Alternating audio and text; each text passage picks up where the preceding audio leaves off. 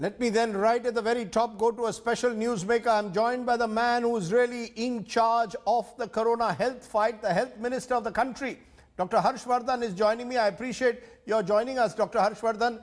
Dr. Randeep Guleria, the AIIMS director, really setting the cat among the pigeons 2 days ago when he said the virus is yet to peak. It will peak in June, July. Do you share that view, Mr. Minister, that the worst is yet to come? Raideep ji, I have read Dr. Guleria's statement in the newspapers. I haven't really spoken to him about his views on this subject. But I am an eternal optimist. And you look at the figures in India right now, we have some 55,000 odd cases. Our recovery rate is 30%. 17,000 patients have returned home after having got cured completely. Our mortality rate continues to be around 3%, probably the lowest in the whole world. The global average is around 7%. And look at our population. It's a country of 135 crores. 20 top countries of the whole world. If you combine their population, I think we are equal to that.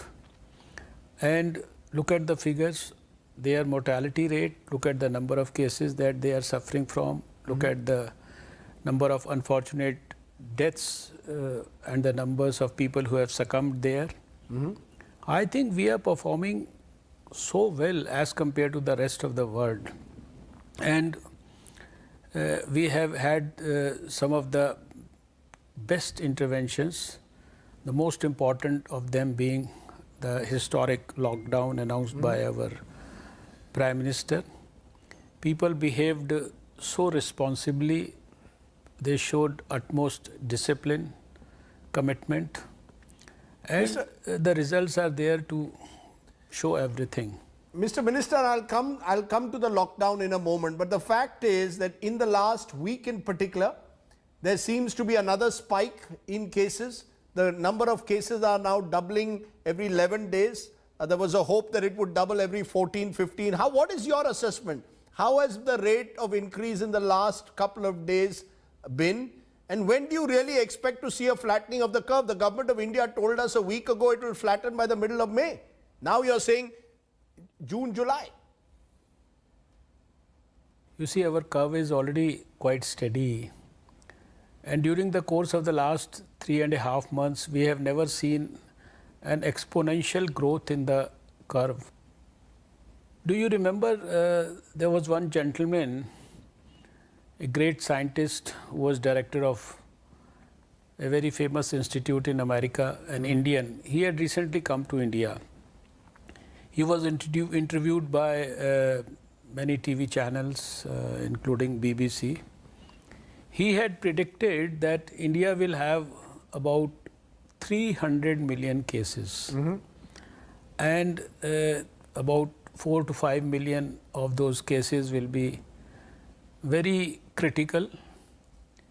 He had in fact had a forecast of a tsunami sort of thing for the coronavirus in India. Yes.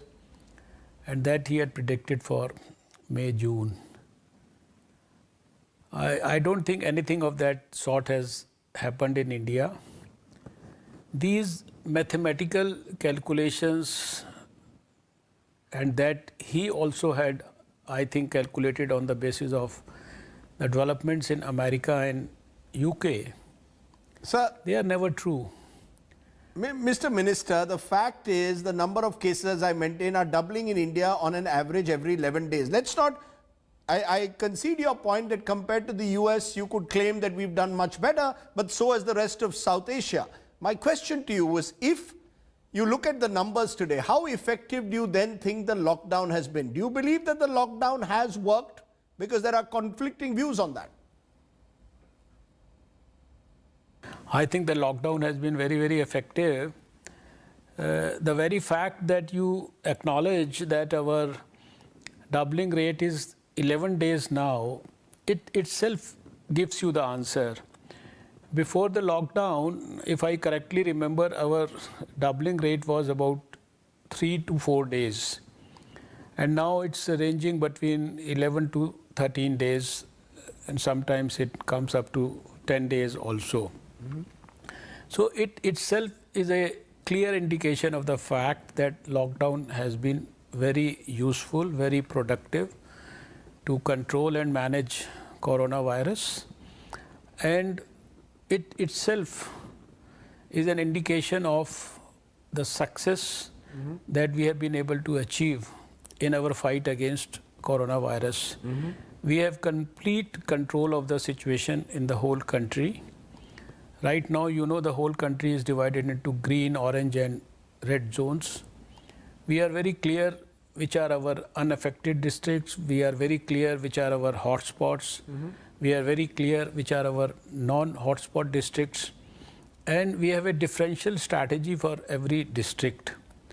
And now, after having significantly measured and seen the success of the lockdown, we have come to a position where we have started relaxing the principles of lockdown in a differential manner. So I am sure that in times to come, we should be able to have a decisive win over coronavirus. You know, you're saying that you've started to change the principles of a lockdown by relaxing it. Let me ask you the big question that the country wants to know at the moment. Do we need to extend, therefore, Mr. Minister, this total lockdown for a few more weeks, one size fits all from Kashmir to Kanyakumari, beyond May 17 to further slow down the spread? Or has the time come now to further calibrate the relaxation of this lockdown? I think we may have to take a call on this particular issue just before 17th of May. Moreover, I would love to say that our Prime Minister has, in no uncertain terms, declared our strategy very clearly when he said that Jaan is also important and Jahan is also important. So the future course of events will be decided according to this guiding principle. But do you agree, Mr. Minister, with what, let's say, an Arvind Kejriwal is saying in Delhi, a Telangana Chief Minister KCR is saying, we have to learn to live with the virus. That as we start opening up in a calibrated manner, that we also have to learn to live with the virus till a vaccine is found. That is something now is the new normal in a way. You see, this is not the first virus that has come to this world. In the past also, so many viruses have come, and they have all, in fact, in their own way produced diseases. They have all given us some sort of ailment in some form or the other of different severities. For some we could find a vaccine, some are still there. They are either in endemic proportions, sometimes they become epidemic in some countries. It's only two viruses that we have been able to eradicate from this whole world. One is smallpox, another one is poliomyelitis virus. So for every virus which takes birth, this virus was born only 4 months back. We really don't know how is it going to behave in the coming times. So ultimately, as we are living with all other viruses and all other bacteria and all other diseases, we have to, like other viruses, this virus is also, it may also survive and it may also become endemic in various countries. We really don't know how will it behave in India.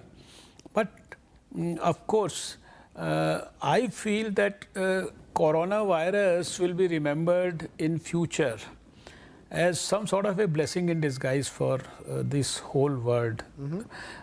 Although I feel so sorry for those thousands and lakhs of people who succumbed to death because of the coronavirus.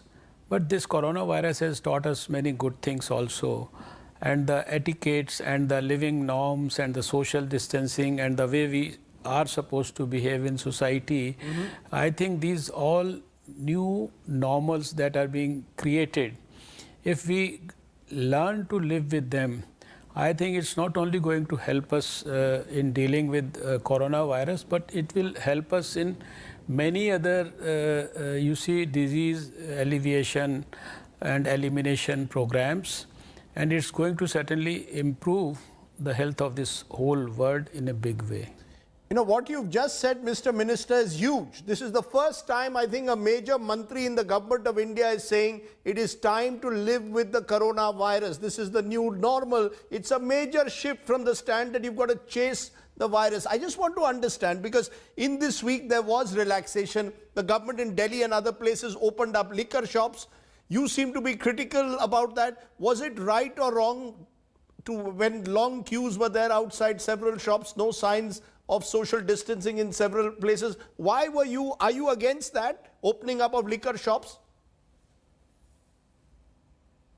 You see, personally, as a doctor, also as a health activist who has worked all his life for the cause of health issues, and also as a union health minister right now, I have always advocated and I have always advised people, and more particularly my patients, to keep away from liquor and also to avoid use of tobacco, smoking, etc., etc. And at this moment, if you ask me very personally, I never liked the decision of opening of these liquor shops, and it was a call which had to be taken by the state governments. The lockdown principles and the principles for relaxation were advised by the Home Ministry, but ultimately the call had to be taken by the state governments. I wish they had taken this decision after a few more weeks. And even if they had taken this decision, they should have ensured that once the liquor shops are open, they should have anticipated what's going to happen. And not only social distancing, but all other social factors should have been taken into consideration. Anyway, whatever has happened, we cannot undo it. But for the various state governments, I can only say that it is never too late. If you feel that the decision was not good, it can always be revisited again. You know, Mr. Minister, you're giving us several big news points at the moment. I want to ask you, you seem to suggest that the lockdown is working. Now, according to the Union Health Ministry itself, your ministry, over 70% of the total positive cases are focused around a dozen metro cities. Should therefore, if going ahead as a possible exit plan, the focus now only be on the containment zones in those cities, rather than declaring an entire city or a district as a red zone, which is effectively preventing the economy from kickstarting again? Isn't that excessive to declare an entire district a red zone if there are few cases in particular places within a district? I think this is exactly the line which we have taken, and this is exactly our strategy even now.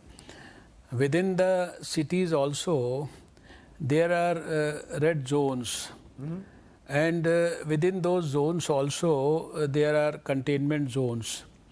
And whatever is being done today, or is being planned, or is being implemented, or is being monitored, is a cluster containment strategy or a large outbreak containment strategy. And within the containment zones, there is micro planning also, and the follow-up is also to ensure that there is a very meticulous house-to-house survey also. We are advocating to the state governments through advice being given by our central observers who are experts, to ensure that there are community leaders who are made in charge of the strategy at the street level, at the most micro level, to ensure that we pick up the positives in those slums or maybe the containment zones within the cities at the earliest to ensure that we are able to curtail transmission in those areas so as to have, you can say, a good control over COVID situation in the cities. Mr. Minister, the truth is though that life sitting in Delhi seems very difficult from life in different states. There is a wide variation. For example, testing. While testing continues to be ramped up in some parts of the country, huge variations between one state and the other in terms of testing.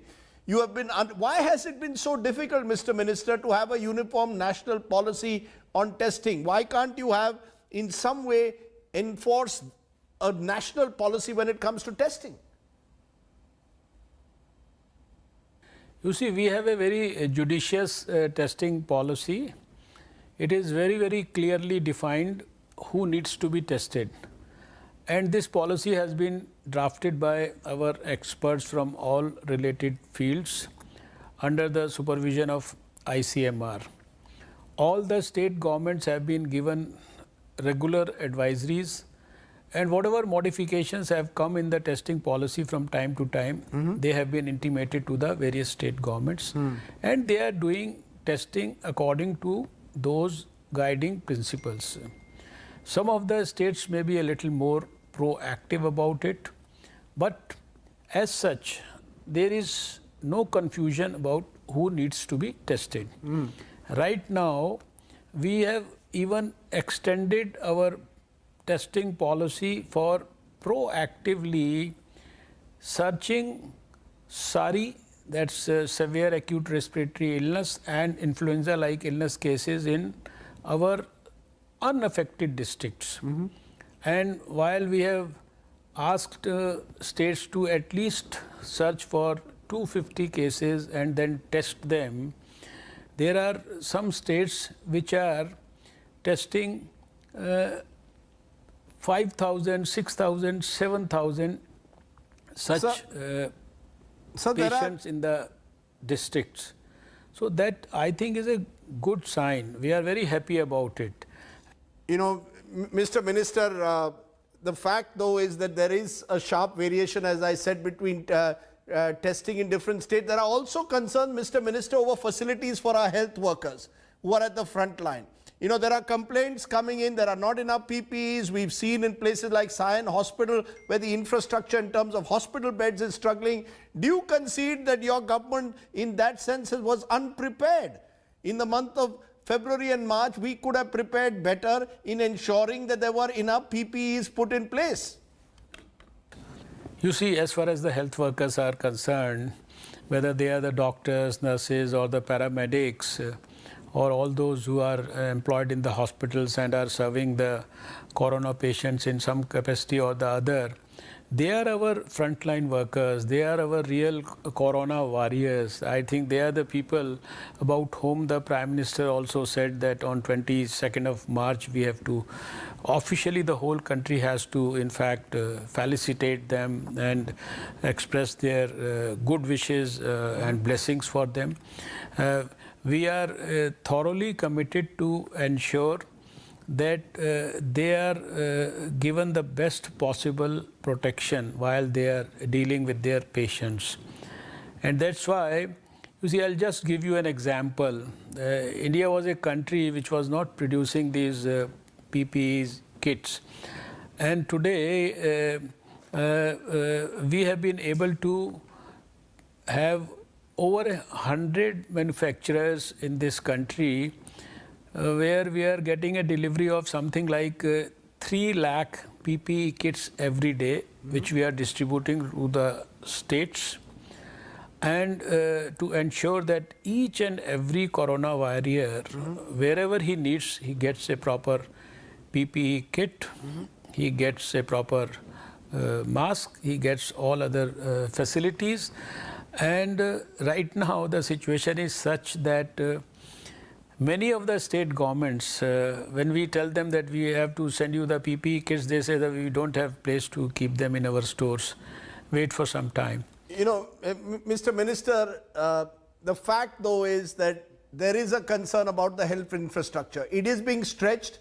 We have reports of how non-COVID patients are losing out as a result of this focus on COVID at some level. Is that a concern? And how will you get not just the government infrastructure in place, but also private hospitals now to pull their weight along with the government? Is this, the entire focus now seems to be on government hospitals. This has to be a joint effort. How are you going to achieve that if the health infrastructure is going to struggle in the next few months? I think that's very much a concern for all of us, and particularly I have been emphasizing this aspect to every health minister in all my video conferences with them, which I do almost every week. And these days I am doing it at a personal level also with the individual states. Our health secretary also talks to all the officials in the health departments of the states on this issue. And with a detailed presentation also, we keep emphasizing to them that all those non-COVID patients, they have to be given the best possible treatment in our hospitals, even under COVID-19 situation also, whether it is for dialysis, whether it is for heart patients, whether it is for blood transfusions to our thalassemics, etc. So this aspect is quite regularly emphasized, and we are even asking them to ensure that all other programs like vaccination, tuberculosis elimination activities, they also don't get compromised in some form or the other. Let's leave it there, Mr. Minister. I know that you had told me that you would only take a few questions, but you've extended the privilege for me to ask a few more than I wanted. I wish I could ask you many more, maybe next time, particularly the lives versus livelihood debate that I think needs to be answered. But I appreciate your taking the time of Harshvardhan. Dr. Harshvardhan, you have a tough few months ahead. Thanks very much for joining me, Dr. Harshvardhan, the Health Minister. Hi everyone, Preeti Chaudhary here. Hope you like this video. For latest news and analysis, like and subscribe to the India Today YouTube channel. And don't forget to press the bell icon to stay updated. Thank you for watching.